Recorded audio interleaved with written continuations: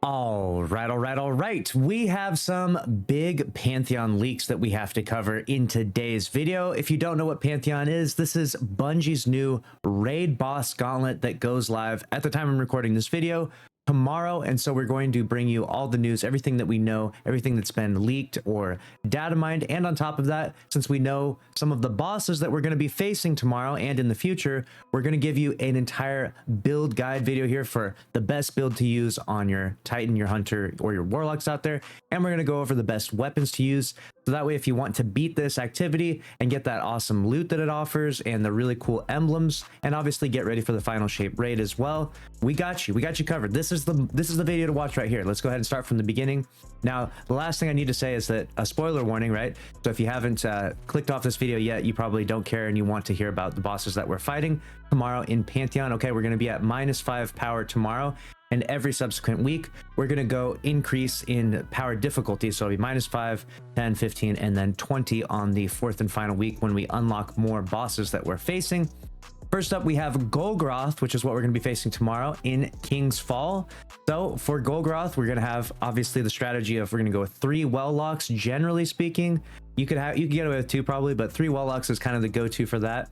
1 Titan, if you're going to use a Titan at all, you're going to use Pyrogale, and then the Hunters are going to use Star Eaters. The reason why the Hunters want to use Star Eaters is because it's going to make more orbs, so that way the well locks can actually get more supers back faster, right? And so that has excellent synergy there.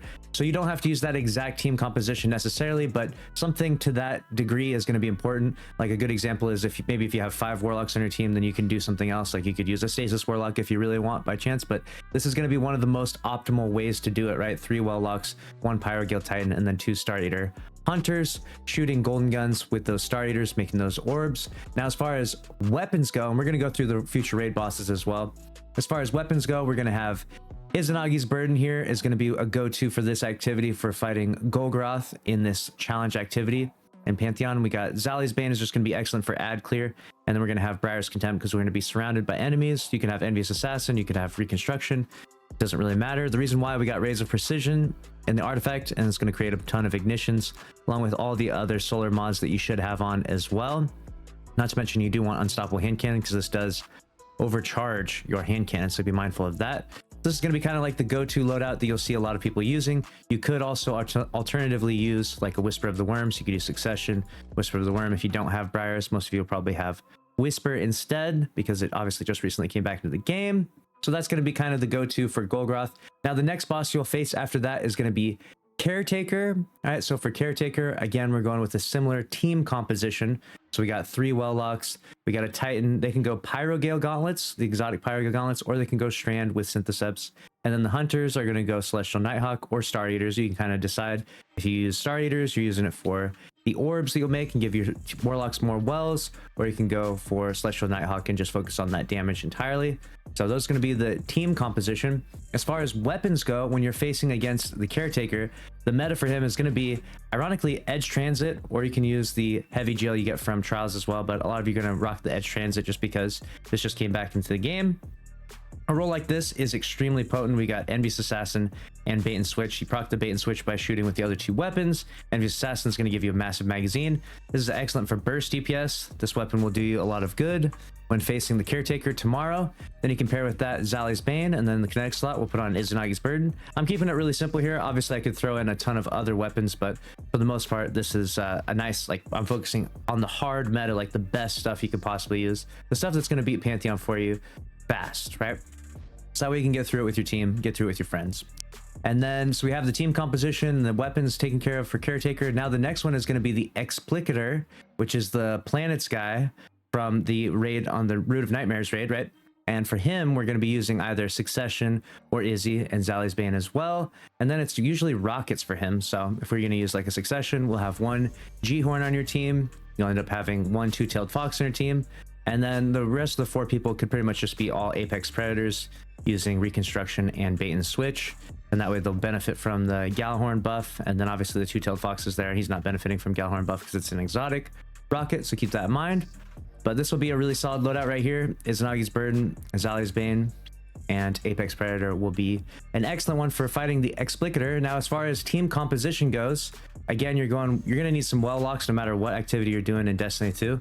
Hopefully Bungie doesn't nerf it too hard for the final shape, since we obviously as a community we use these well locks so much, right?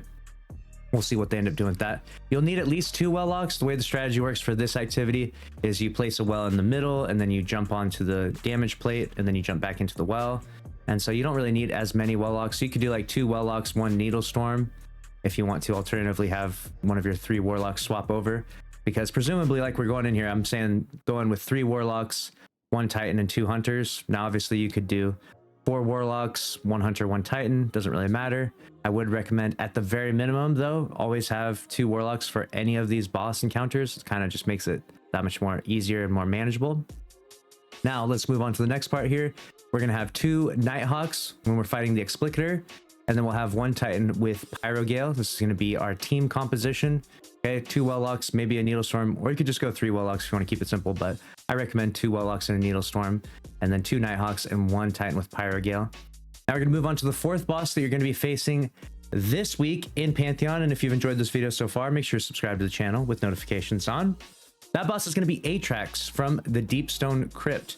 And if you're going to fight Atrax, you're going to want a succession on, so that way you can shoot the ads from far away. You're going to want a Zali's Bane, and then lastly, you're going to want the exotic grenade launcher Parasite. It's a heavy grenade launcher that does insane burst DPS. It's just like instantaneous damage. You just clear a bunch of ads and then swap to the Parasite, and it does excellent damage against Atrax. So this is going to be your go-to loadout when you're fighting Atrax tomorrow. Now, obviously, you know, if you want to switch some things up here and there, it's fine. But I'm telling you right now, like, this is going to be like the meta, the general meta, or at least preemptively before we've gone into the encounter, because we never know entirely what type of curveballs Bungie is trying to throw at us when we're doing this new activity, Pantheon. Now I'm going to break down some of the exotic armor pieces you're going to use for Titan, Hunter, and Warlock. We're going to start with the Warlock first. Obviously, one of the strongest ones that we've been using all season long has been Cenotaph. You can use a trace rifle for this. Obviously, you wouldn't use a succession, you'd use a trace rifle.